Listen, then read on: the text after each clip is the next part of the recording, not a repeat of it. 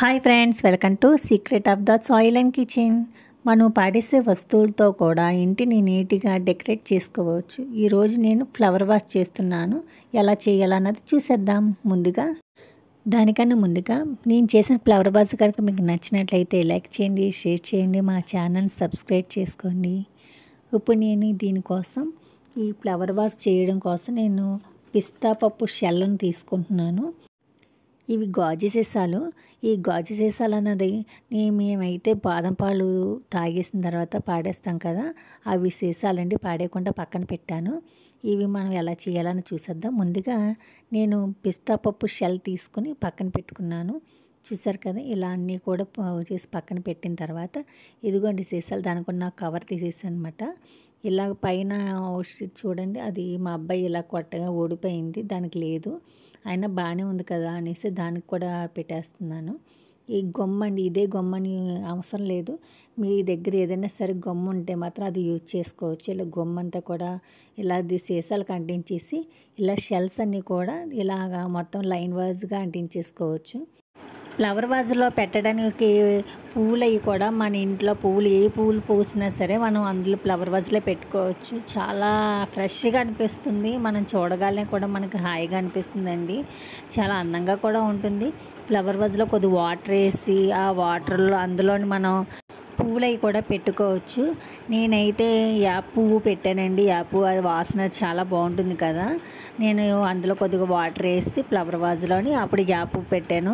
3 days వరకు ఉన్నదండి. అలాగే పక్క నుంచి వెళ్తుంటే చాలా మంచి స్మెల్ అది వచ్చింది.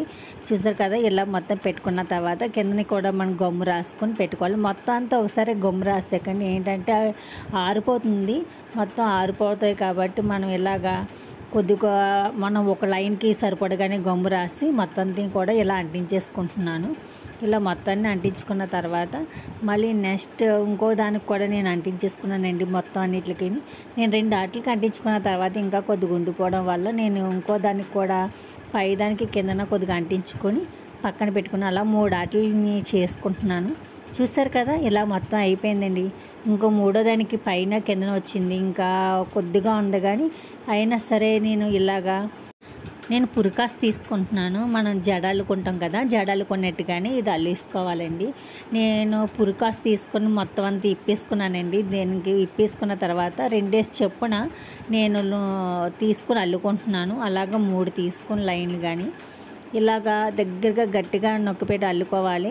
లేదంటే లూజ్ వచ్చేస్తుంది. అల్లేసుకుని దానికి పెట్టుకోవడం చాలా న్యాచురల్గా అనిపిస్తుంది మనం చూసినప్పుడు. ఏవి చూడండి, ఇలా మొత్తం అంతా కూడా నేను అల్లేసుకున్న తర్వాత దీనికి గమ్ము రాసేసుకొని ఇలా మొత్తం అంతా కూడా అంటించేసుకోవాలన్నమాట. చూసారు కదా, ఇలాగే అంటించేసుకోవాలి. మొత్తం అంతా కూడా ఇలా గమ్ము రాసుకొని ఇలా అంటించేసుకున్నానండి. చూసారా, నాకు ఇలా చూడగానే చాలా హ్యాపీగా అనిపించిందండి. నేను నా చేత్తో నేను చేసుకున్నాను కదా అని ఫీలింగ్ ఉంటుంది. అది నాకే కాదు, మీకు కూడా ఉంటుంది. అది ఎవరికైనా సరే మన చేత మనం చేసుకునేటప్పుడు మనకి చాలా హ్యాపీగా ఫీల్ అవుతాం కదా. అందులో ఫ్లవర్స్ అవి పెట్టినప్పుడు ఇంకా హ్యాపీగా అనిపిస్తుంది. నేను యాప్ పువ్వు పెట్టాను కదా, ఇంకా నాకు ఆ స్మెల్ అది పీలుతుంటే చాలా హ్యాపీగా అనిపించేది. ఇలాగ యాప్ పువ్వు స్మెల్ అన్నది ఎంతమందికి ఇష్టం అన్నది నాకు కామెంట్ చేయండి. అలాగే చూసారు కదా ఎంత బాగా అనిపించిందో. మీకు నచ్చినట్లయితే లైక్ చేయండి, షేర్ చేయండి, మా ఛానల్ సబ్స్క్రైబ్ చేసుకోండి. బాయ్.